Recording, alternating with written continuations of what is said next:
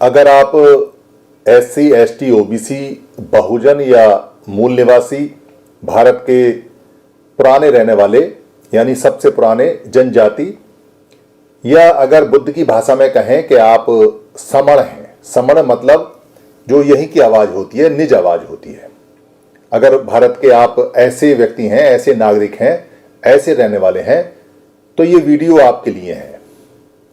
अगर आप किसी भारत के समण समाज में या मूल निवासी समाज में या बहुजन समाज या जो बहुजन का जो भी जिस भी तरह के संगठन या नेता हैं, चाहे वो राजनीतिक हैं, चाहे वो सामाजिक हैं, धार्मिक हैं या सरकारी कर्मचारियों के नेता हैं, या कोई दल बल सेना संगठन पैंथर पार्टी कुछ इस तरह का है, या कोई अन्य तरह का संगठन है, चाहे वो मजदूरों का है चाहे किसानों का है, अगर वो भारत के बहुजन मूल निवासी लोगों का संगठन है और उसके नेता हैं और आप उसके मेंबर हैं और काम करते हैं, और मेंबर और काम करने के साथ साथ आपके अधिकार लगातार कम होते जा रहे हैं या जाते जा रहे हैं, या जो बाबा साहब अम्बेडकर लेके आए थे या जो ज्योतिबा फुले पढ़ाई का अधिकार लेके आए थे, ये सारी चीज़ें अगर आपकी जा रही हैं आपकी आंखों के सामने, तो आप यकीन मानिए ये वीडियो आपके लिए है और आपका जो संगठन है और आपका जो नेता है, अब उससे बहुत सारे प्रश्न पूछने का समय आपके पास आ गया है।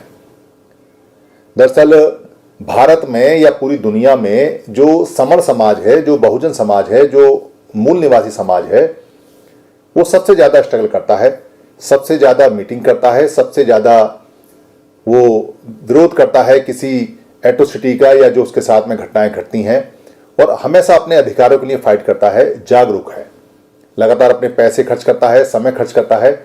इसके बावजूद भी उसके अधिकार बढ़ने की बजाय और लगातार घटते जा रहे हैं। अब स्थिति ऐसी आ गई है कि वो लगभग खत्म हो गए हैं, और जहां बाबा साहब ने उनको स्टार्ट किया था, आरंभ किया था अधिकार देने का, अब उससे भी नीचे आ चुके हैं। यानी जो बाबा साहब लेके आए थे वो सब जा चुका है। आपने कभी ध्यान दिया होगा या नहीं दिया होगा, दिया है तो अच्छी बात है, अगर नहीं दिया है तो मैं आपका ध्यान दिला देता हूं।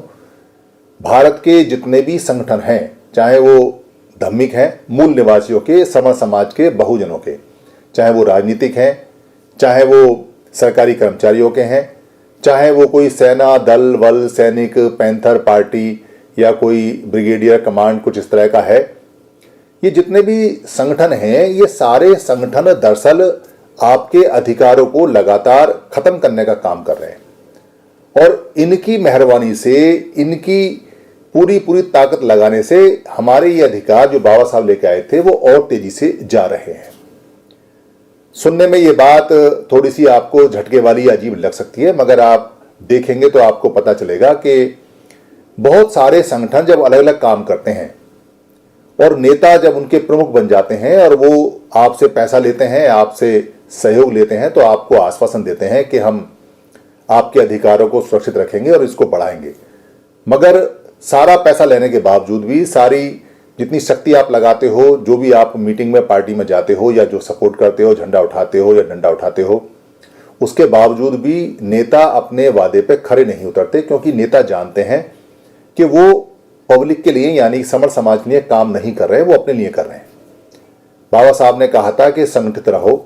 नेता आपको बार बार कहेगा कि संगठित रहो, मगर वो खुद कभी नहीं कहता कि हमको अलग अलग संगठन नहीं बनाने चाहिए, हमको भी संगठित होना चाहिए, क्योंकि जब तक संगठित नहीं होंगे तब तक आप सरकार से या देश में अपना हिस्सा नहीं ले सकते, नहीं मिलेगा, क्योंकि अधिकार संगठित होने के बाद ही मिलते हैं। लोकतंत्र में या कोई भी तंत्र हो, उसमें जब तक प्रजा इकट्ठी नहीं होगी, मांगने वाले इकट्ठे नहीं होंगे या अपना अधिकार लेने वाले इकट्ठे नहीं होंगे या इकट्ठा या देने वाले नहीं बनेंगे, तब तक कुछ मिलने वाला है नहीं। तो जितने भी ये नेता हैं, ये दरअसल सारे नाकाबिल नेता हैं।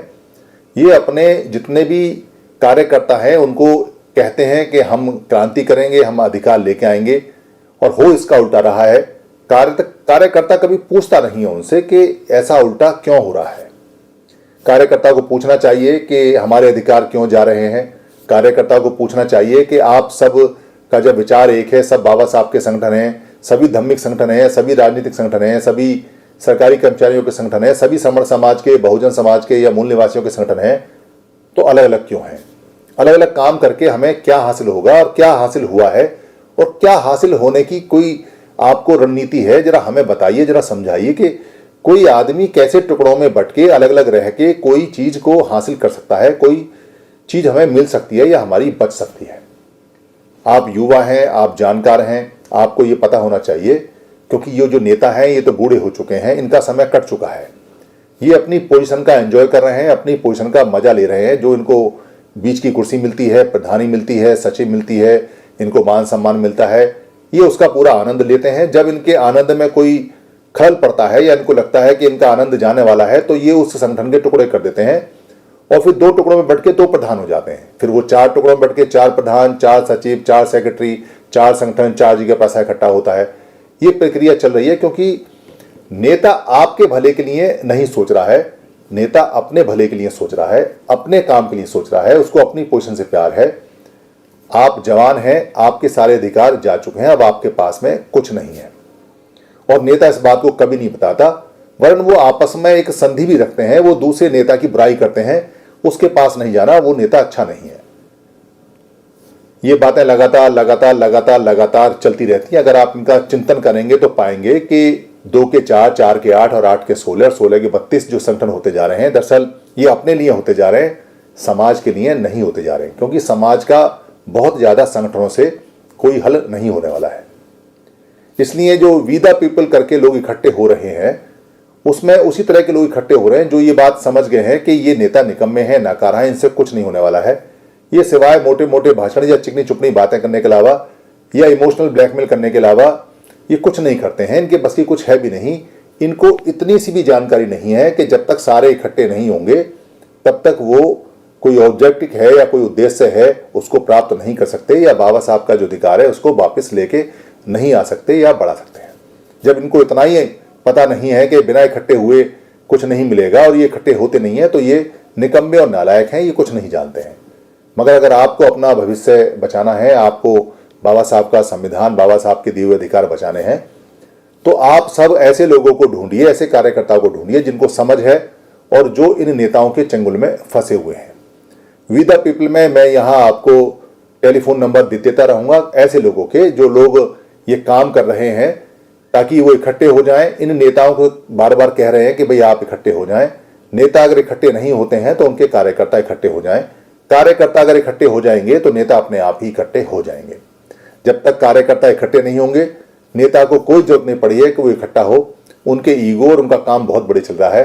वो पहले एक फटा पजामा पहनते हैं, फिर एक पैंट पहनते हैं, फिर वो कोट में आ जाते हैं, पैंट में आ जाते हैं। पहले वो बसों में चलते हैं, रिक्शे में चलते हैं, साइकिल पे चलते हैं, फिर वो कार में आ जाते हैं, फिर बड़ी बड़ी कारों में आ जाते हैं, हवाई जहाज में उड़ते हैं। उनके खर्चे बहुत बढ़िया होते हैं, विदेशों में घूमते हैं। उनका काम फिट है, उन्हें कोई लेना देना नहीं है कि बाबा साहब के दिए हुए संविधान या बाबा साहब के दिए हुए जितने अधिकार हैं वो जा चुके हैं। उन्हें इसकी कोई चिंता नहीं है, कोई परवाह नहीं है।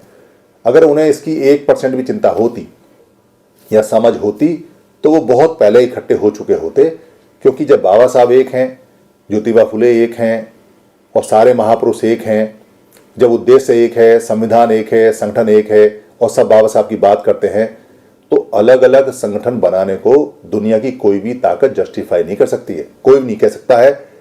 यहाँ तक कि उनके कार्यकर्ता भी अगर इस बात को सोचते हैं कि अलग संगठन बना के कुछ फायदा हो सकता है, तो अगर वो कार्यकर्ता इस बात को कहता है कि अलग संगठन बना के फायदा हो सकता है, तो वो कार्यकर्ता नहीं, भक्त हो चुका है, गुलाम हो चुका है। क्योंकि जो सही जागरूक कार्यकर्ता है वो जानता है कि जब तक सब इकट्ठे नहीं होंगे, बहुजन समाज, मूल निवासी समाज या समण समाज, तब तक नहीं होगा। आपको अगर ऐसी उम्मीद है कि आपको अभी भी कुछ हो सकता है, काम कर सकते हैं, ऐसे कार्यकर्ता आप हैं, तो ये जो फ़ोन नंबर मैं आपको यहाँ दे रहा हूँ, इन पर फ़ोन करके आप बात करें। आपके जैसे बहुत सारे लोग इकट्ठे हुए के लिए प्रयास कर रहे हैं। धन्यवाद।